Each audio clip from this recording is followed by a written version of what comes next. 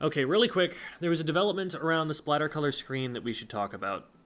As many of you know, because I already made a video about this and it did better than usual, the special was somewhat poorly designed and gives people with several certain disabilities massively disproportionate disadvantages. For some people, it was the bright flash at the beginning. For others, it made colors much more difficult to tell apart than it was designed to, even though it is designed to do that. For others, it was the sound effect, any of which gives some people headaches or nausea or disorient them in a far more jarring and uncomfortable way than intended by the developers. These are often people, mind you, who have otherwise been able to play the game just fine up until now.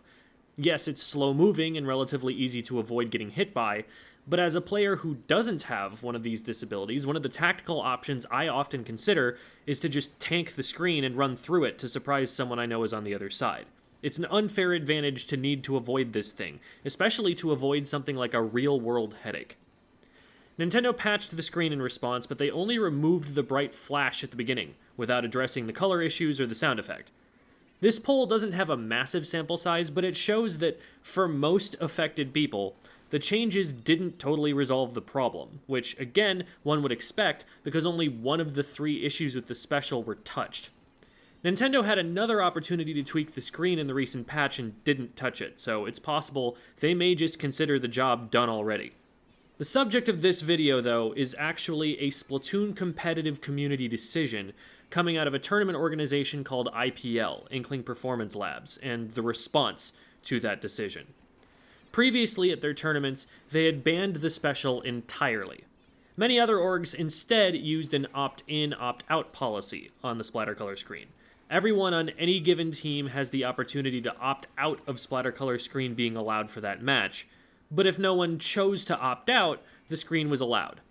This was a popular compromise because the screen doesn't affect a majority of people, so there were a lot of cases where it allowed the new kits to be played without having a negative impact while still protecting everyone. IPL's new announcement on Discord, however, stated that they would be unbanning screen entirely. In the announcement, they say they had decided against the opt-in, opt-out policy on the basis that, quote, "We feel it would shift the responsibility onto our players to disclose their personal health issues and open the door to harassment if one chooses to opt out," unquote.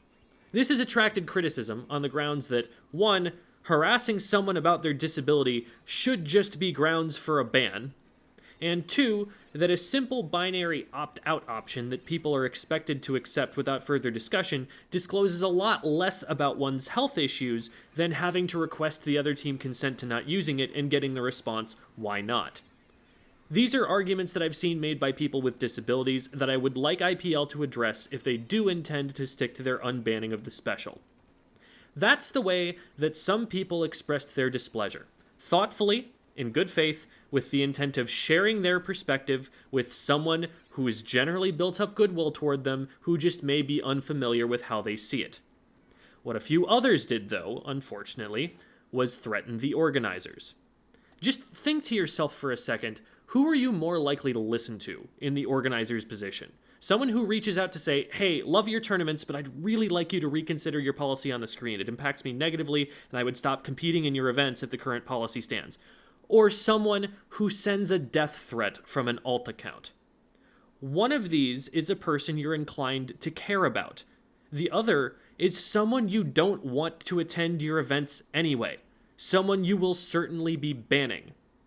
Aside from being harmful and illegal and morally wrong, it's also really stupid. Tremendously unintelligent behavior. It is someone who does not have a clue how to get what they want.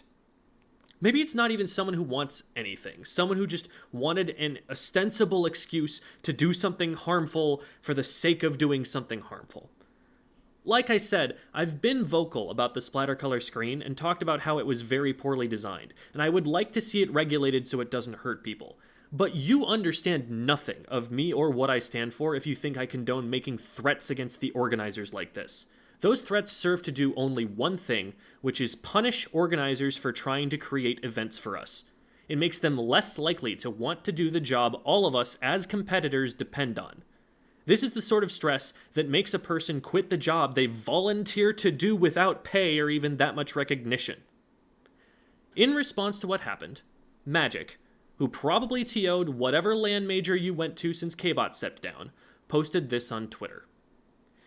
After LTC 2024, he's done, dealing only with the CCA, a collegiate league he co-founded.